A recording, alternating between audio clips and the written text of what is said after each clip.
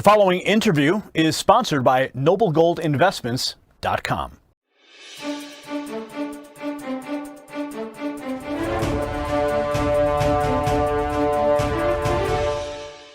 Yes, my friends, it's happening. The Federal Reserve restructure has been activated, and President Trump has it in its crosshairs. Hello, I'm Gary Franchi. Welcome to the Next News Network on YouTube, your home for conservative news and commentary. If this is your first time here, tap that red button down below to subscribe, then hit that notification bell for more exclusive interviews like the one you are about to see. And what we will be disclosing during this interview is historic, so right now do your part and share this link everywhere you can. Now, today is Tuesday, March 31st, the year 2020. And as you're watching this from any point in the future, Americans and people across the globe on this timeline are experiencing the greatest economic crisis in history, triggered by a pandemic. Fear and uncertainty grip the planet as markets have crashed and governments are doing all they can by enacting new laws, some that threaten the privacy and freedoms we hold dear in this nation, others that embolden and restructure some of the oldest institutions in the United States. My next guest has warned about the financial Armageddon that we are in the middle of right now. He's done so for years, and right here at the Next News Network, I'm talking about Peter Schiff. He is an American economist, a financial commentator, and host of the Peter Schiff Show podcast, where you should subscribe, and I'll put the links down below. He is also the CEO and chief global strategist of Euro-Pacific Capital. It's important to note that Peter Schiff was a lone voice in predicting the housing market crash of 2007, triggering a financial crisis then. Peter has been a guest on this show in the past, and we are happy to have him back today. Peter, welcome back. Oh, thanks for welcoming me back. Absolutely. So, Peter, you're a Connecticut man who has relocated to Puerto Rico. Before we get into your views on the current state of the economy and recent moves concerning the Federal Reserve, I have to ask, how are you holding up down there during this pandemic, and what effect is it having in your area? Well, everything seems to be fine. I mean, we have the same effect as everywhere else. You know, the government has assumed tremendous power, forcing citizens to remain confined to their houses. We have curfews, we have mandatory closings. But other than that, the weather is nice, and if you're going to be confined anywhere, it might as well be on a tropical Caribbean island. That's where I certainly would love to be right now. Now, let's talk about the Federal Reserve. It's been in the crosshairs of this administration from the beginning. Trump now has people looking at our supply chain. Let's take a look at what Trump had to say recently when asked about the Federal Reserve. Roll tape.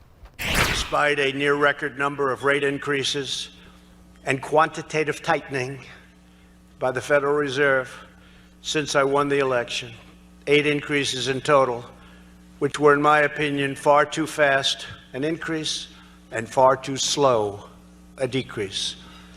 Because remember, we are actively competing with nations who openly cut interest rates, so that now many are actually getting paid when they pay off their loan, known as negative interest. Who ever heard of such a thing? Give me some of that. Give me some of that money. I want some of that money. Our Federal Reserve doesn't let us do it. I don't say thank you, thank you. The smart people are clapping. Only the smart. Now, Peter, let's talk about what happened last week in Congress, the Emergency Care Act that President Trump signed into law. This is a bill that should have been less than 10 pages, but instead is an 800-plus page bill that few people actually read, and it's filled with shameless pork stuffed in there by Nancy Pelosi. Now, what has raised many eyebrows are provisions that affect the Federal Reserve. One person in particular, Jim Bianco of Bloomberg, who wrote this opinion piece with the headline that the Fed's cure risks being worse than the disease. And one line stands out from that article when looking at the Emergency Care Act. Bianco claims he makes this claim that the scheme essentially merges the Fed and the Treasury into one organization. So now meet your new Fed chair, Donald J. Trump. The Treasury issuing an exchange stabilization fund will make an equity investment into special purpose vehicles, and they will now be the first loss position. What does this mean, and how does the author come to the conclusion that Donald J. Trump is the new Fed chairman? Okay, first of all, you just talked about a lot of things, so I have to respond to quite a bit. First of all, what Donald Trump said in that clip about negative interest rates, that does tremendous damage to an economy. The money is not free. It comes with a very heavy cost that a lot of countries are going to discover that have been dealing with those negative rates. But, you know, you also mentioned before you introduced me that this is the greatest economic crisis in history. Well, what is actually going to ultimately be the greatest economic crisis in history, probably within a few short years, is not going to be the coronavirus, but it's going to be the monetary and fiscal response to the coronavirus. That is the real threat, not only a threat to our liberty, because the government is assuming all sorts of additional powers during this so-called emergency, or maybe it is an emergency, but they're still taking advantage of it to increase the size and power of the U.S. government and the Federal Reserve. But the economic damage that is going to be imposed on the economy is going to be far greater than what is being imposed by our efforts to mitigate the virus. All of the money that's being spent, the stimulus bill that was just passed, only ensures that the recession, in fact, I think it's a depression, is going to be far more severe and long-lasting than would have been the case had they not done anything. And in fact, all of the money that is being printed by the Federal Reserve is going to unleash massive inflation throughout the United States, so that the money that is being handed out isn't going to buy very much. And I think what we risk doing is accelerating the demise of the dollar as the world's reserve currency. And when the dollar no longer is the reserve currency, then the U.S. is going to experience an unprecedented collapse in its standard of living. So what you're saying is that this stimulus package has been passed is going to create massive inflation and just accelerate the demise of our economy, even more so than we're seeing.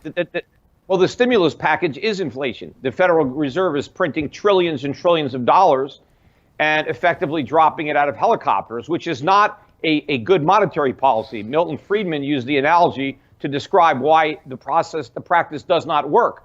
And it doesn't work. All it does is succeed in raising prices. But you know what? The coronavirus is already going to raise prices by reducing output.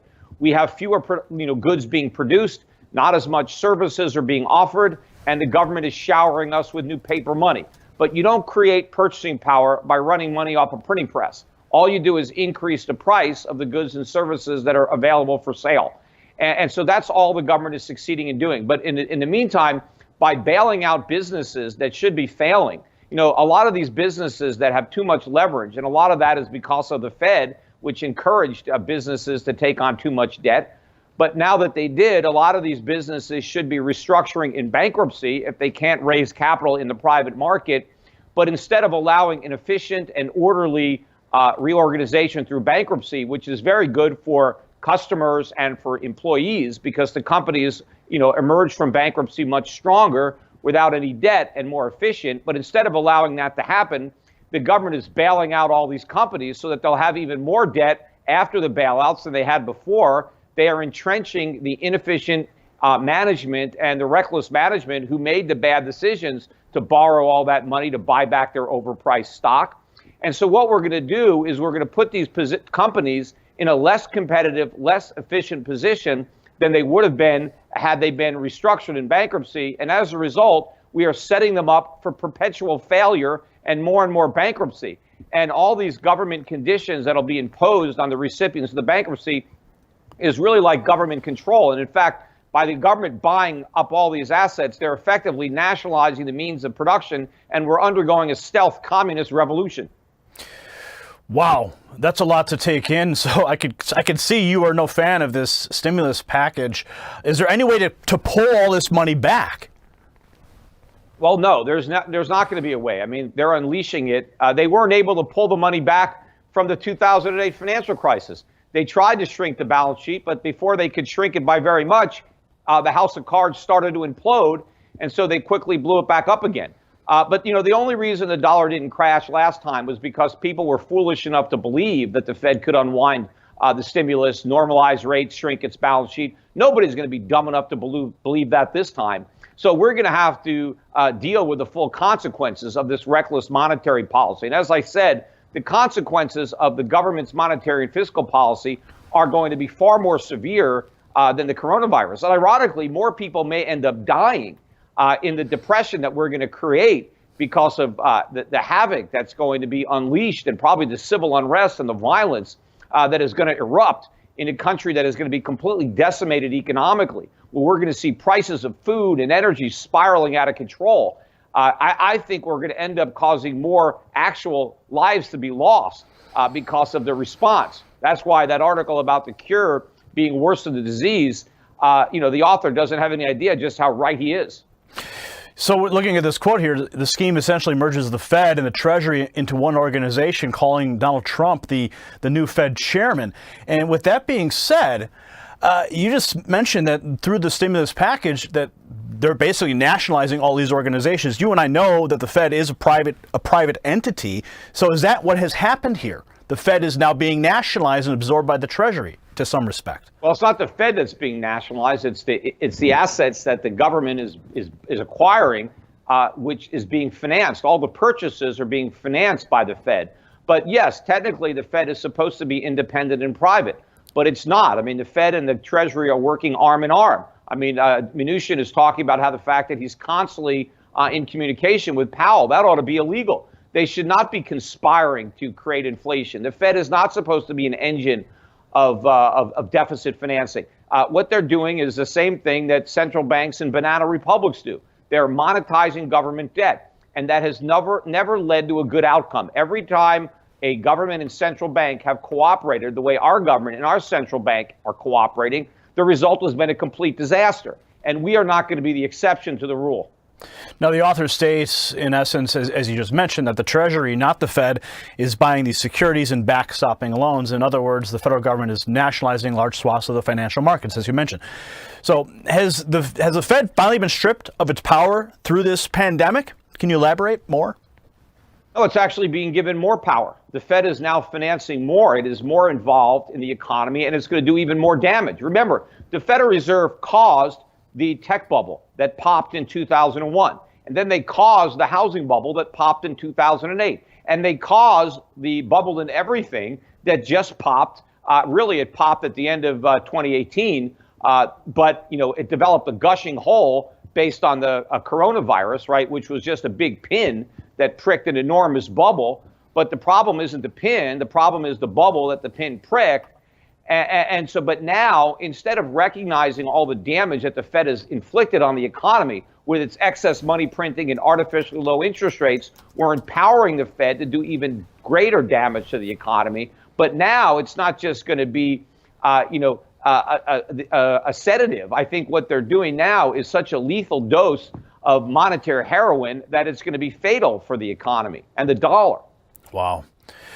Now, what we're seeing here is the Fed providing the financing to do the buys. BlackRock will be doing the trades. The plan essentially merges the Fed and the Treasury into one organization. So the Treasury now owns all central bank requests for credit for 186 nations, foreign nations.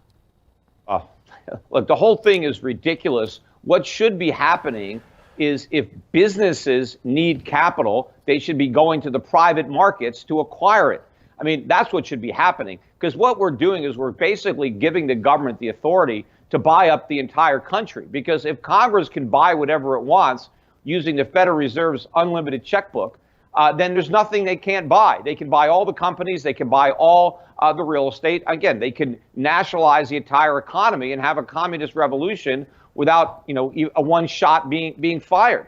Look, if we had capitalism, these businesses would restructure. They're trying to pretend that we have to bail out the airlines. Otherwise, there'll be no airlines. We have to bail out the hotels or there'll be no hotels. That is a bunch of nonsense. We're not going to blow up the hotels. The hotels are going to be here regardless of who owns them. The only difference is if we have bankruptcy, private citizens will be able to buy them instead of the government. And what will happen is the companies will be run more efficiently and they won't have all this debt. And so it's better for the customers because they'll be able to have lower prices, and it's better for the workers. They'll be able to have higher wages. All the bailouts are only done to benefit investors, to benefit management that should be paying a price for the reckless decisions that they made. I'm not blaming the management for the coronavirus. What I'm blaming these companies for is having not prepared for anything. Everybody assumed it would never rain. So, they had no rainy day funds.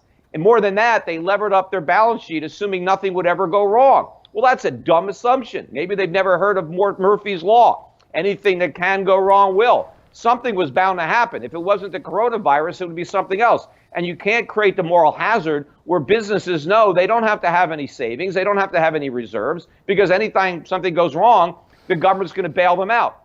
That is we're in this mess because we made the mistake of bailing out the banks in 2008. And Wow. now the cost of the bailouts is even bigger because we bailed them out. Had we let people fail back then, which was my advice, we would be in much better shape today. We could weather this storm. So what do you propose an actual solution for these small businesses? Just let them fail and let the market dictate? Well, they're not all going to fail. They're not all levered up. But, we have to allow businesses and their employees and their customers and their banks to work stuff out. They don't need the government. I mean, during the Great Depression of the 1930s, people weren't getting bailouts like this. There was no big stimulus. I mean, yes, FDR came in, but the total increase in government spending during the entirety of the Great Depression, the deficit spending was about 3% of GDP. I mean, that was it. I mean, so during the entire, from 1929 to the Second World War, the government actually raised taxes during the Depression and they increased spending, but the net stimulus was about 3% of GDP. But, we've already increased spending by more than 10% of GDP, and we haven't raised taxes on anybody. And in fact, they keep talking about World War II. During World War II, the government tripled taxes on the middle class. In 1940, fewer than 3% of Americans paid the income tax. By 1942, better than 30% of middle-class Americans now paid the income tax because we had to support the war effort. But not only did the government heavily tax the middle class during World War II to cover the cost of the war, but the U.S. government borrowed heavily from the middle class. Middle-class Americans loaned the equivalent of trillions of dollars to the U.S. government to fund the war. They did that because they had savings, and then they stopped consuming. And instead of buying stuff, they loaned their incomes to the government. Now, instead of borrowing from the people, the government is loaning to the people and guaranteeing loans to the people. Where is all this money coming from? Yeah, it is being created out of thin air.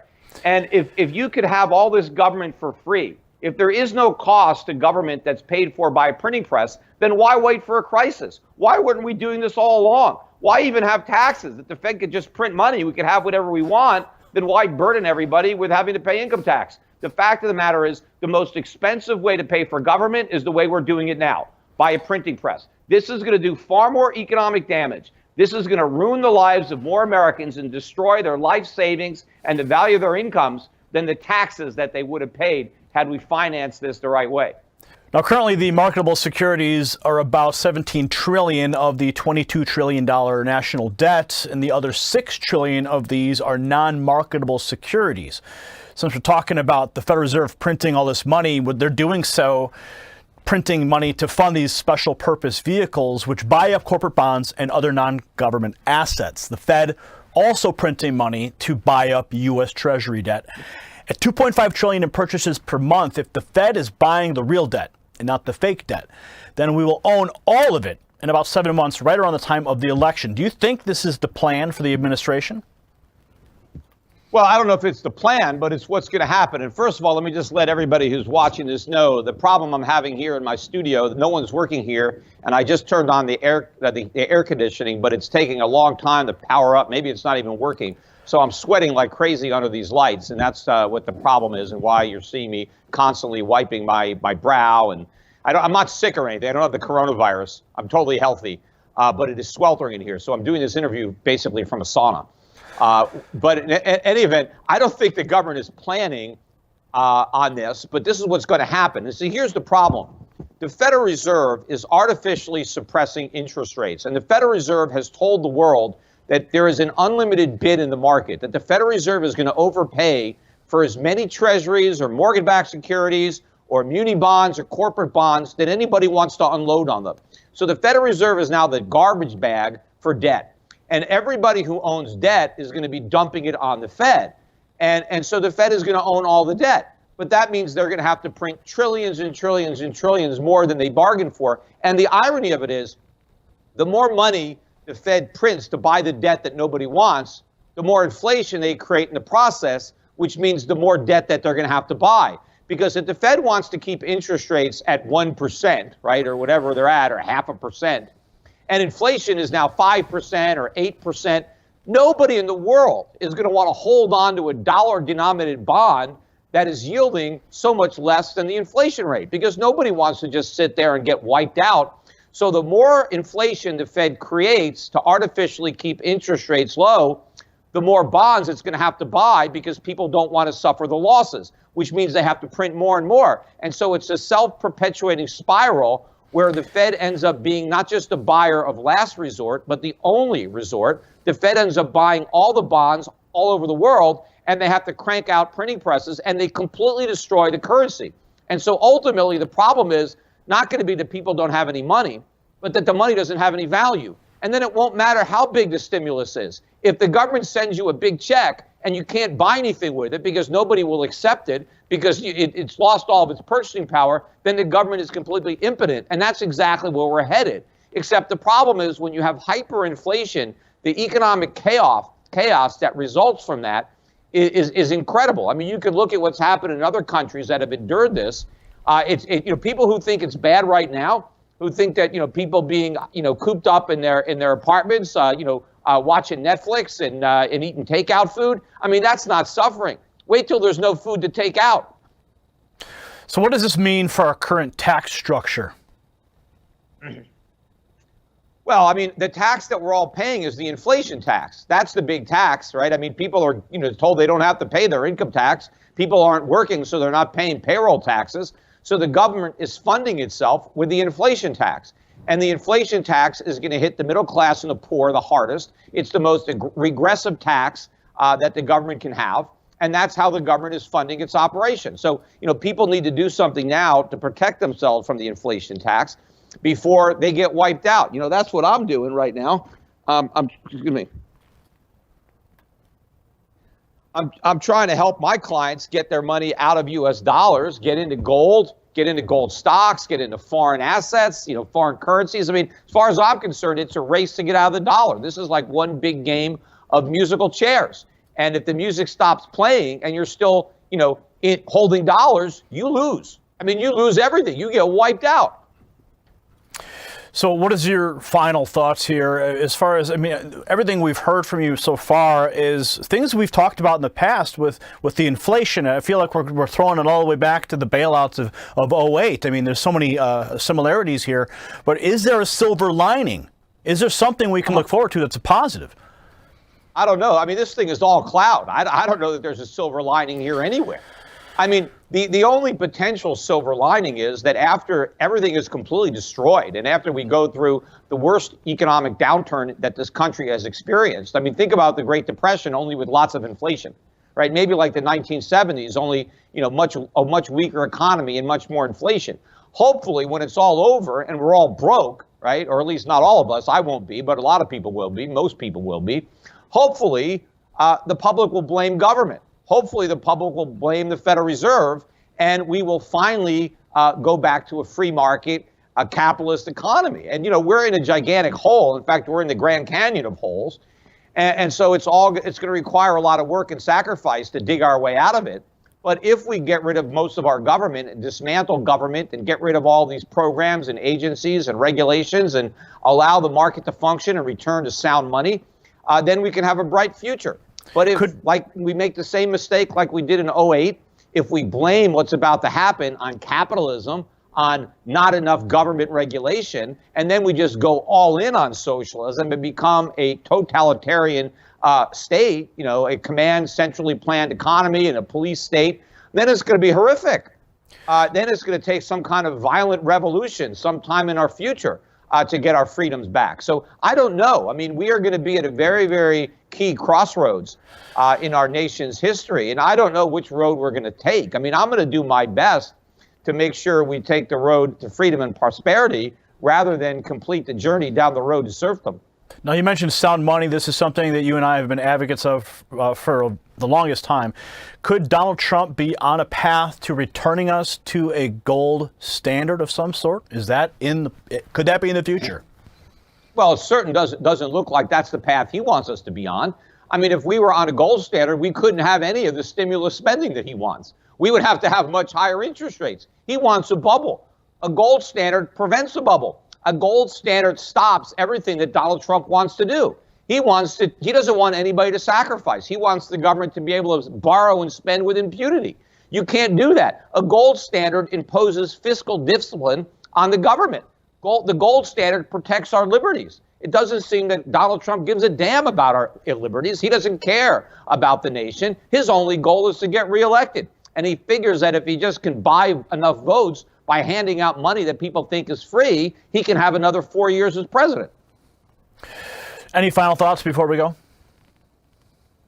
Yeah, I mean, just that. I mean, people should really be following me on my, social media. Follow my Twitter. I am constantly tweeting, what's going on. The only thing that is spreading faster than the coronavirus is economic ignorance, thanks to the mainstream media. At least you're able to have me on. A lot of, the mainstream networks don't have me on. In fact, I just put out a video on my YouTube channel. Everybody should go to my YouTube channel, Peter Schiff, The Schiff Report, and listen to my podcast. But I featured an interview that I did with Larry Kudlow on his show 12 years ago when I predicted all the problems that we were creating with the 2008 bailouts, and all the Fed guys were on there saying the opposite, that everything was going to be great, that the Fed would be able to raise interest rates quickly and shrink its balance sheet and all this nonsense. And, even Larry Kudlow back then agreed with me. He was opposed to QE1 when the Fed did it. He was opposed to 0% interest rates. He agreed with me back then. And now, of course, he's leading the charge